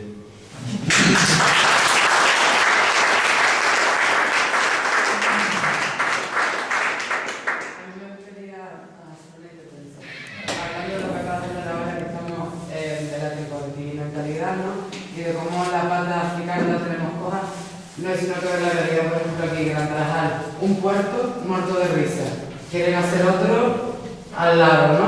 Cuando esto sería un sitio, desde mi punto de vista, importante para empezar a mantener relaciones comerciales con la costa que tenemos ahí al lado, ¿no? Y no se fomenta para nada, pero entre otras cosas porque yo creo que a los propios políticos canarios eso de la africanidad como que les choca además. O sea, está bien Senegal para que por ahora se vaya a hacer negocio, para que las empresas canarias vayan a hacer negocio y a explotar a los africanos, pero de ahí para adelante no nos saque porque nosotros no queremos ser africanos, nosotros lo que queremos ser es españoles, ¿no? Entonces, está claro que como no empecemos a crear conciencia entre la población a ese nivel, vamos a seguir igual y la población, yo veo que la población canaria, independientemente de los datos que tú das, pero yo por otro lado yo veo que como cada vez estamos más españolizados a muchos niveles, ¿no? Cosa que antes, a lo mejor hace 20 años, hace 30 años, no se notaba tanto. Entonces, un poco por ahí que hay que... Está claro que África está ahí al lado y es parte de nuestro futuro y de nuestro presente. Se trabaja algo, porque se trabaja algo para acercarnos realmente, porque es bastante interesante este comentario de que estamos muy lejos del continente africano, ¿verdad? verdad, porque la gente que incluso vive aquí, entre Marruecos, el Sáhara, de todos lados, está como, bueno, digamos, la gente aquí en Canarias, en realidad, como siempre empujando, ¿no? Como ellos no, incluso son más, se aceptan más colombianos, argentinos, uruguayos, demás, que vienen aquí que los mismos, las demás personas que han venido del continente africano, como una especie de rechazo que todavía se sigue oyendo lo de cuidado con el mono y todo ese miedo que nos han metido a lo largo de tanto tiempo, que en verdad no sé si se está haciendo algo o de qué forma se podría ver el trabajar directamente para conocer más el continente africano y que es verdad que debemos acercarnos, porque ya nos cuesta a nosotros mismos sacarle palabras a ellos también. No sé qué pensarán ellos también hacia nosotros, así como nosotros hacia ellos. Ya ellos se trabajan en eso. Bueno, te podría comentar el hecho de que, digamos, la dimensión de la cercanía humana, del trabajo, del intercambio que se puede hacer a nivel cultural o a nivel comercial y todo eso, yo creo que es una tarea que hay que hacer, que se encuentra con el hándicap de que tenemos una sociedad cuya clase dirigente, como comenté antes, tiene un componente nacional católico, muy españolista, es racista, etc. Juega con tópicos, todo eso está ahí, ¿no? Porque es producto de la historia. Pero también hay otro sector de la sociedad que están ya en otra clave distinta. Hasta dónde puede llegar eso yo no lo sé realmente, ¿no? Porque eso se me escapa un poco de las reflexiones que traía aquí, ¿no? Para mí la dimensión está clara, es decir, nosotros estamos en una situación que geográfica y estratégicamente cumple un papel, un rol, y nosotros tenemos dos opciones: o hacernos los locos como hemos hecho hasta ahora y otra gente hace uso de nuestra posición geopolítica, o asumir el reto de como sociedad darle un uso político. Es decir, yo lo que planteo en el trabajo es que tenemos de pasar de ser una posición geográfica a ser una posición geopolítica consciente, ¿no? Asumir nuestra geografía y darle una dimensión política. Hasta ahora no hemos hecho eso, ¿no? Y estamos ahí en una especie de bucle que es difícil de romper por la tendencia, las tensiones y todo eso, ¿no? Pero ¿por qué se integran mejor los latinoamericanos con nosotros? Porque nosotros hemos estado yendo a Latinoamérica durante siglos, entonces te reconoces en el otro y el otro se reconoce en ti. Con África no lo hemos hecho nunca, ¿no? Es una labor que hay que empezar a hacer ahora. Por eso sí, bueno, o pienso, ¿no? La universidad podría jugar un papel, si tú tienes 1.000 o 2.000 estudiantes, ¿no? Que haces que tus campus sean campus multirraciales, al cabo de 10 años ya esa percepción cambia, ¿no? Pero claro, si tendríamos mucho interés. No lo vemos ni lo de arte. Veamos con Italia. Italia es más chachi. Mira, el año pasado salieron 3 becas para ir a Mauritania, a Cabo Verde y a Senegal. Un curso, 1.000 euros al mes, hacer una investigación, y había muchos estudiantes que decían, ¿a dónde? No, yo me voy a hacer un máster a Madrid, un máster a Roma, no sé qué, ¿sabes? Y el ambiente que hay. Sí. Dos preguntas. ¿Qué pasó con aquella petición de profesores de la universidad de crear un aula de estudios de lengua bereber? Eso fue hace como, empezaron hace 20 años, por ahí, ¿no? A pedirlo. Sí. Eso no ha llegado a nada, ¿no? No tengo ni idea, no me muevo en ese ámbito. Yo sé que se han hecho algunos intercambios, sobre todo en el ámbito de algunos filólogos y de prehistoriadores y arqueólogos, ¿no? Que se han movido por ahí por el interés que para la prehistoria nuestra tiene, pero no te lo podría decir porque no estoy al tanto de su. ¿Y la Casa de África qué es lo que pinta, que representa, qué es lo que hace realmente? Bueno, Casa África es el organismo que el gobierno español crea justamente en esta dimensión que les estoy diciendo. La Casa África puede jugar un rol positivo en el sentido de que ayude a crear intercambio cultural y todo esto, o puede ser simplemente una lavada de cara para la penetración capitalista española en África, ¿no? Podría ser una de esas.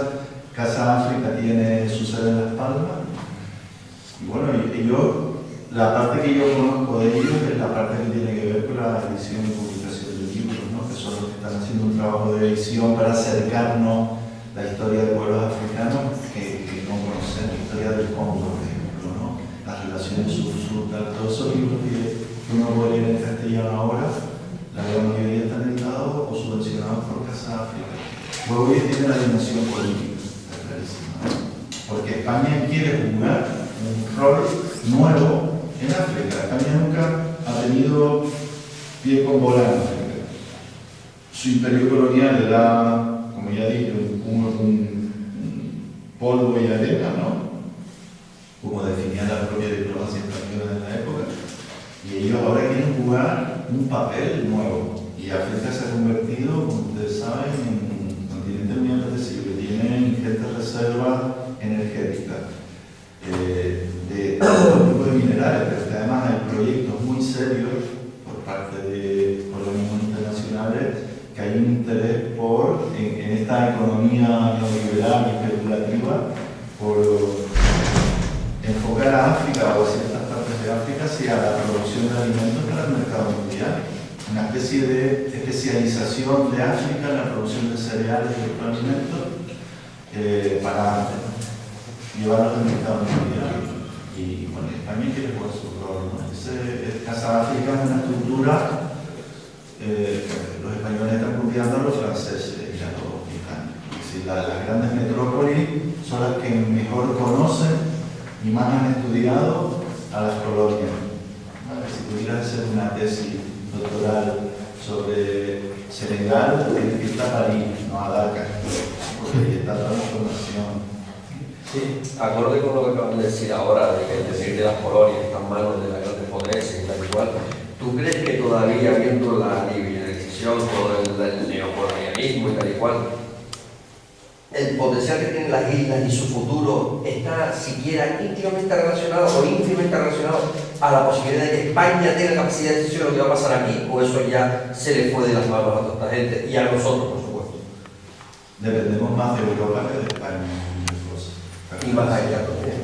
Sí, más allá, pero digamos el paraguas, yo creo que eso es lo que hizo posible o convenció a un sector del empresariado, de los sectores económicamente vigentes de las islas, a apostar por una organización que no fuera claramente españolista, ¿no? Porque es la primera vez que la derecha en Canarias se monta una organización propia, que no es simplemente la sucursal del partido de Madrid, ¿no? Con todo lo que se le critica a la coalición y tal, pero coalición no es PP, quiero decir, ¿no? Entonces, ¿por qué hacen ellos eso en ese momento? Porque ellos ven que Europa es una garantía de seguridad, la OTAN es una garantía militar, entonces ahora pueden pondear a Madrid, que es lo que han venido, que es lo que quieren hacer habitualmente, ¿no? Hemos visto maniobras, y yo apoyo que puenteen a Madrid, ¿entiendes? Pero, por ejemplo, Paulino el año pasado le decía al gobierno español que por qué no dejaba que Canarias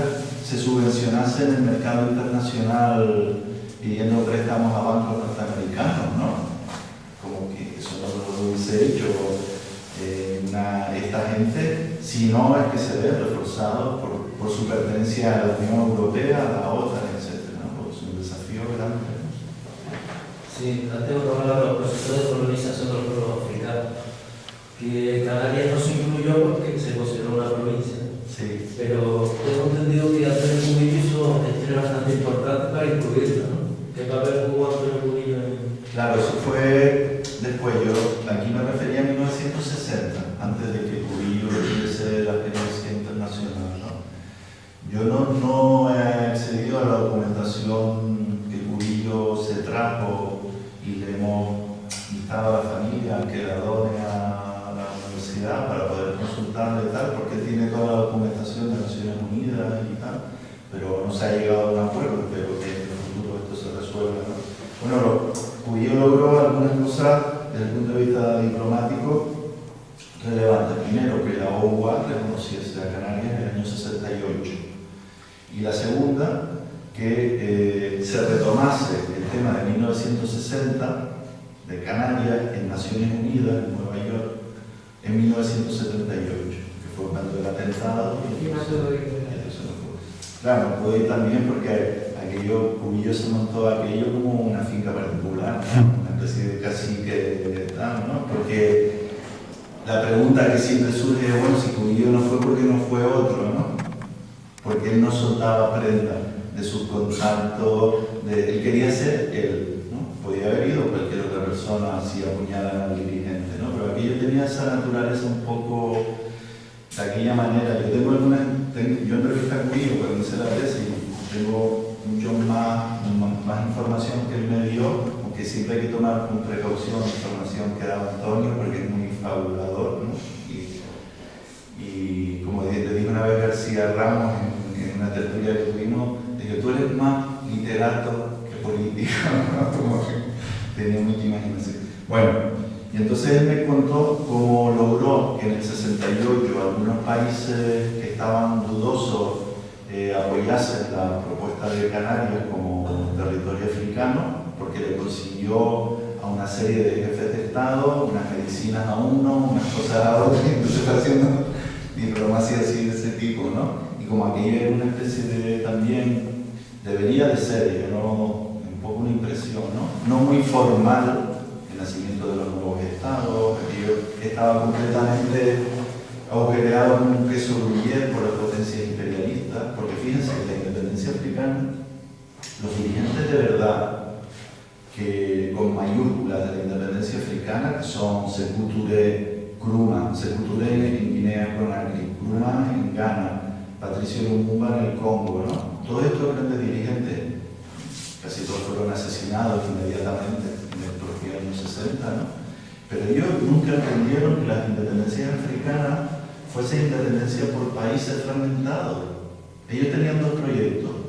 O África se independizaba toda como un único país, o África se independizaba por, digamos, las demarcaciones metropolitanas, la Francia francófona y la anglófona, ¿no? Y que esas instituciones, o sea, que todos esos territorios construyesen un único país, porque ellos lo dicen claramente, el texto de Nkrumah sobre el neocolonialismo, escrito a finales de los años 50, dice, si África se va a independizar fracturada como Latinoamérica, estaremos en las garras del neocolonialismo. El libro se llama Neocolonialismo, ¿no? Estaremos en las garras del neocolonialismo y no habremos logrado los objetivos, ¿no? Entonces, trágicamente África se independizó como los dirigentes estos no querían que se independizase África, ¿no? Y ellos miraban el caso americano, decían Norteamérica se independizó de manera unitaria y hoy es una potencia soberana en el mundo. Latinoamérica se independizó fracturada y un continente que está sometido al poder del imperio, que todos lo tenían muy claro, ¿no? Pero claro, nosotros también lo teníamos muy claro. Entonces ahí viene la guerra esta secreta y tal. Por eso digo yo que cuando se crea la OUA, que la OUA era como digamos, era la segunda opción, bueno, no pudimos independizarnos como queríamos, vamos a intentar unirnos ahora en una organización internacional. Bueno, aquello ya fue lo imposible, porque ya la OUA estaba completamente infiltrada por los servicios secretos británicos, franceses, norteamericanos, etc. O sea, que dentro de lo que suele ser la pregunta del millón, ¿no? Que si Canarias es independiente, lo primero que nos va a eso los móviles, ese tipo de historias. Así que está un poco, para mí, yo lo que percibo generalmente es que parece que Canarias no puede vivir sin alguien, ¿no? Entonces, pensar la independencia en Canarias, por la gente como que sabemos que hoy por hoy, sin un proceso, digamos, en el que las islas pudiesen ser sostenibles y demás, básicamente imposible, ¿no? Pero y todavía hay que explicar un poquito a veces a la gente que más o menos tiene la duda, parece que la sensación de que si Canarias pudiese ser independiente, siempre va a venir alguien y se la va a comer, ¿no? Entonces, dentro de que seguridad, seguridad pero por lo menos sí esa tranquilidad de pensar que puede ser que Canarias pudiese ser independiente, a modo de explicarlo, ¿no? Sí, puede ser independiente porque podría trabajar en colaboración con otros países y demás, no esa sensación de que se quedarían desamparados, porque todo el mundo parece que si no viene de aquí, viene de ahí, de otro lado, todo el mundo va a querer Canarias, ¿no? Y algo que parece que frena mucho a la gente a querer incluso escuchar escuchar algo acerca de la independencia de Canarias, ¿no? Entonces, a mí me queda la duda. Ya, bueno, ya no sé, yo creo que, pero claro, ya tengo una opinión realmente política y personal mía, ¿no? Yo creo que en los años 70, cuando se creó un clima más o menos de simpatía política abierta con el tema africano, todavía existía aquello que se llamaba el africanismo, ¿no? Y todavía quedaba alguna mecha de las épocas de las independencias en que África representaba una alternativa del tercer mundo hacia el imperialismo y todo. Tenía su lógica. Los cuadros incluso de las sociedades africanas, con todo lo mal que algunos países empezaron a construirse, empezando por el Congo, ¿no? Lo que se llamaba el Congo belga, que es un territorio inmenso y tal, riquísimo, muy despoblado y todo lo que sea, que tenía potencial, pero bueno, fue ingerido totalmente, ¿no? Pero el africanismo políticamente se derrotó después del final de la Guerra Fría también, ¿no? El entierro de la Guerra Fría fue también el entierro de las teorías tercermundistas, ¿no? Entonces fíjate hoy la diferencia de África es que hoy no existe el africanismo. La alternativa de los africanos es emigrar. No hay una alternativa política que unifique el deseo africano de construirse como oposición a... Ahora estamos viendo que ese deseo ha crecido y ya se ha plasmado en América Latina con las alternativas bolivarianas del ABRE, pero en África esa opción no existe. Es decir, los africanos lo que quieren básicamente es ir a la metrópolis de referencia de la que sus territorios fueron colonias, ¿no? En ese contexto, nosotros estamos en una situación, yo diría que óptima, para, no sé si reivindicar la independencia, porque el término también es confuso a cada altura, ¿no?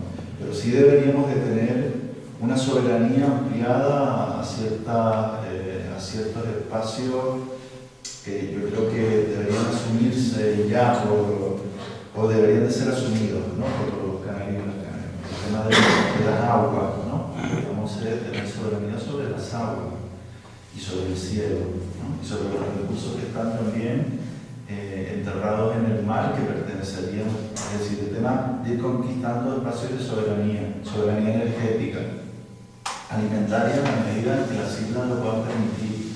Toda una serie de espacios que nos puedan ir aproximando hacia un modelo de democracia directa, radicalizada, ¿no? En que las decisiones las tomen los ciudadanos y las ciudadanas en los lugares, en los territorios. Porque lo otro, es decir, lo otro de decir, no podemos volver a, creo yo, ¿no? Al discurso de setentista, en cierta manera, ¿no? De crear el Estado independiente, nuestra bandera y nuestro rollo y tal. Así a seca, si me lo vendes así a seca, ¿no? Sino que tienen que ser más cosas. Y desde luego, estamos caminando hacia un modelo de integración mundial que va avanzando. Ahora estamos creando el espacio transatlántico, ¿no? De relaciones comerciales entre Estados Unidos y Europa, que es la desaparición total y absoluta de los aranceles para el comercio entre Estados Unidos y la Unión Europea. Eso es un desafío tremendo contra esto que estamos diciendo, de soberanía alimentaria, energética, todo el rollo, ¿no? Y luego, por otro lado, estamos viendo que las apetencias o que el clima de intensificación de los desafíos estratégicos en el terreno militar se están dando cada vez en un orden mayor. Estamos viendo lo de Ucrania, es brutal, ¿no? Es decir, como ya hemos llegado, ya no es Siria, ni es Libia. Le están tocando las narices a la segunda potencia nuclear del mundo. Es decir, estamos hablando de situaciones de un calado ya bestial. ¿Por qué? Porque hay una guerra brutal por el control de recursos escasos, que es fundamentalmente el petróleo, ¿no? Entonces, por ejemplo, la guerra desatada que hay por el control del Gran Golfo de Guinea es el control de Angola y Nigeria y luego algunos países menores, ¿no? Que tienen también producción petrolera. Pero ahí es un verdadero tablero bestial. Hay tropas norteamericanas desplegadas en el noroeste africano y están trabajando los servicios secretos norteamericanos vestidos de paisanos, circulando por las comunidades, los pueblos, y esto lo sé de primera mano de gente que va a África y viene y cuenta, ¿no?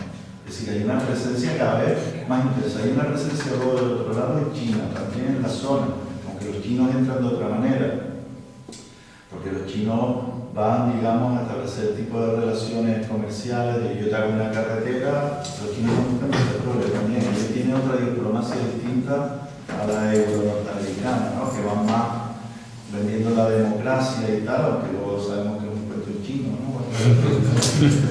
Pero son como dos formas porque claro, desde aquí estamos desde muchas perspectivas podríamos estar entrando en un final de ciclo de un modelo capitalista fundamentado en el consumo de petróleo, ¿no? Lo que llaman los recursos no renovables, petróleo y gas, pero no hay, ni yo creo que vaya a haber una toma de conciencia, es decir, el capital no tiene conciencia para reflexionar y decir, bueno, vamos a reformarnos antes de que lleguemos al punto y final del proceso, por ejemplo, de estimación, y vamos a entender que podemos crecer económicamente de otra manera. Eso no lo van a hacer nunca, ¿no?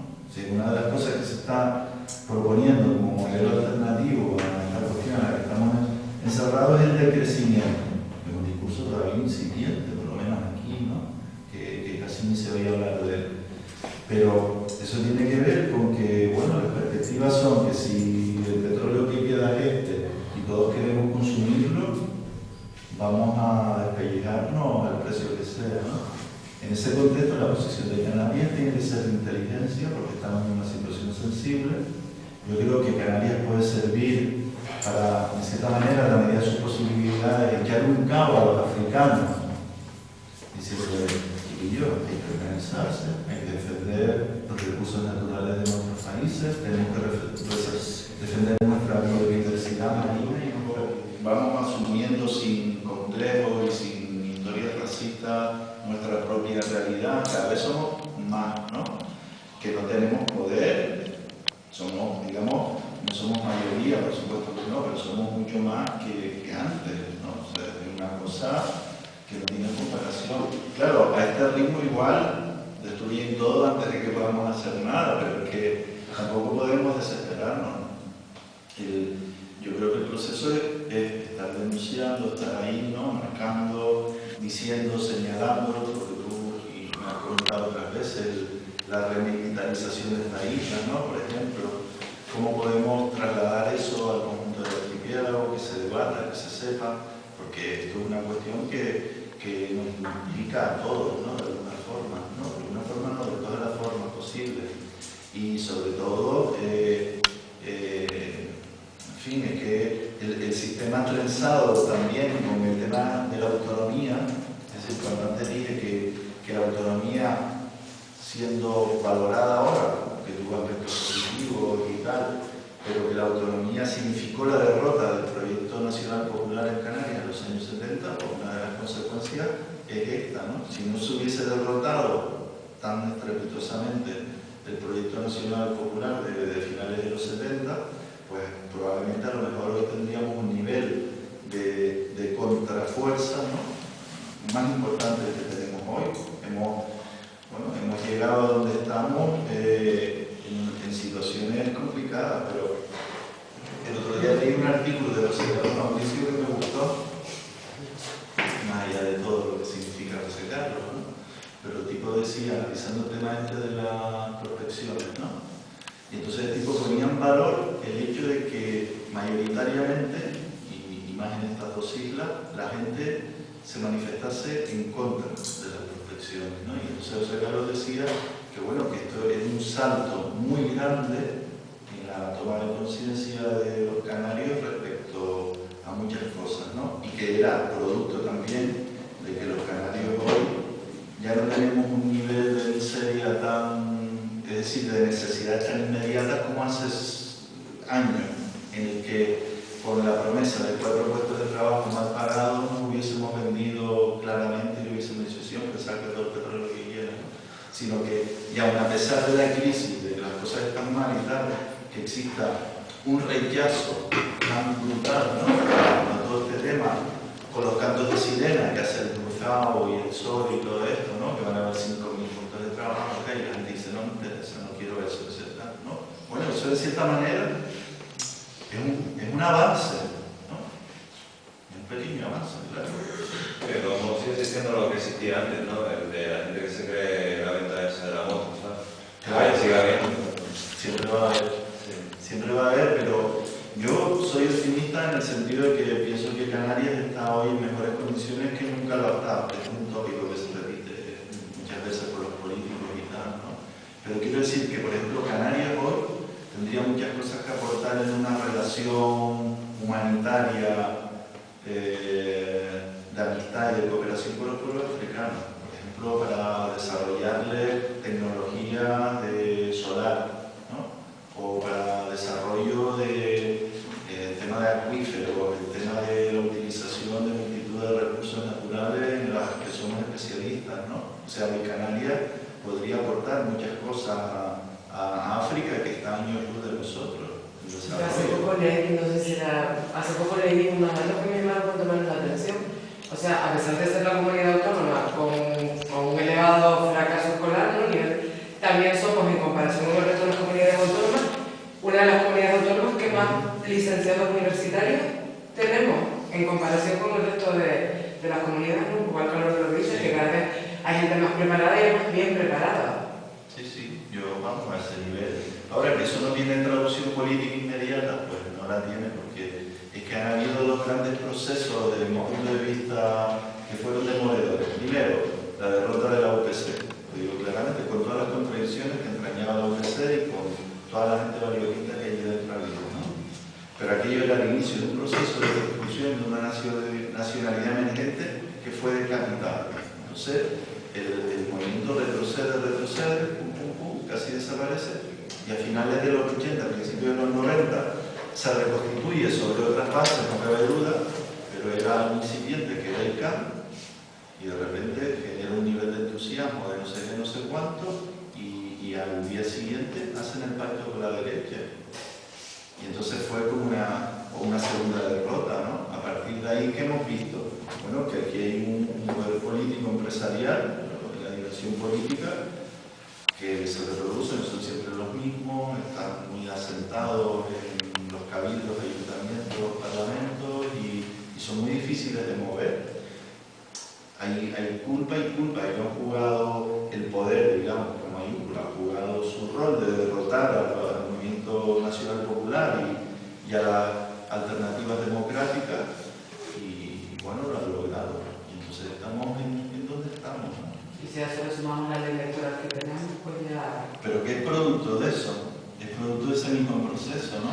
La ley electoral que prima el voto insular y caciquil y tal. Que además hay que sumarle que tanto que nos están vendiendo que vivimos del turismo y demás, aparte de llevar más de 30 años viviendo el turismo, nosotros aquí por Fuerteventura lo podemos ver que la gente puede llevar 20 años pagando los hoteles y no sabe ni lo más. De la falta de formación que hemos tenido, lo poco compatible que es, porque a mí me preocupa bastante, que el trabajo del sector turístico, la mayoría de la gente, tenemos unos horarios que son compatibles con las escuelas, por ejemplo. Eso está haciendo que parece curioso que sí, que hayan cada vez más jóvenes universitarios, pero ¿quién? ¿Hijos de quién? Porque es que no saben si son tuyos. Porque media vida trabaja para mandar a los hijos a estudiar en la sociedad en la que estamos, ¿no? Entonces, claro, hay una realidad política que no está en todo el mundo también con una situación tampoco laboral que va a retrasar un poco esto, además. Y si vamos a seguir comentando el turismo, llegará un momento en el que tengamos desamparados también las próximas generaciones que se han formado, porque los padres trabajan en vacaciones y trabajan los días festivos en el sector turístico, o sea, no vemos a nuestros hijos. 3 meses, guardería, a las 8 de la noche, lo recojo, lo baño, lo acuesto, hasta que tenemos que ir a hacer.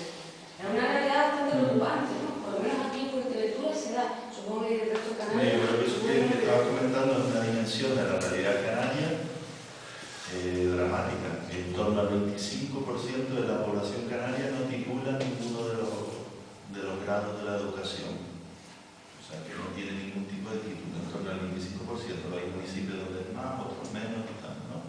Es un porcentaje que, por ejemplo, en el País Vasco es el 4% de la población la que no titula, ¿no?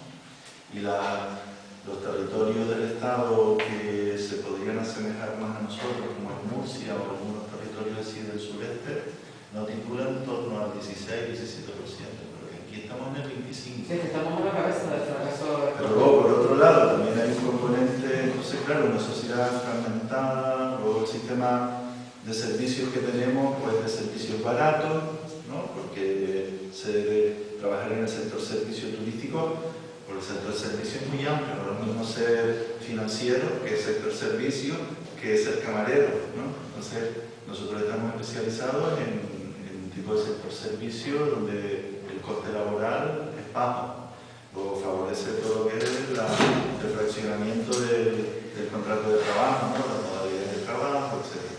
Pero bueno, es lo que hay, ¿qué ver si es lo que hay? Es la realidad, el dibujo de la realidad social que tenemos, ¿no? Con eso es lo que tenemos que caminar. Tengo entendido que se ha puesto ahora en marcha una normativa en la que los supermercados internacionales tienen que contener por lo menos un 50% de la se ha de aplicar eso también a los trabajadores. No sé si será verdad o no, pero en principio no va a conseguir una soberanía alimentaria. Parece ser que vas al supermercado y al Mampé, ¿no? Un poco va, no sé la cosa, pero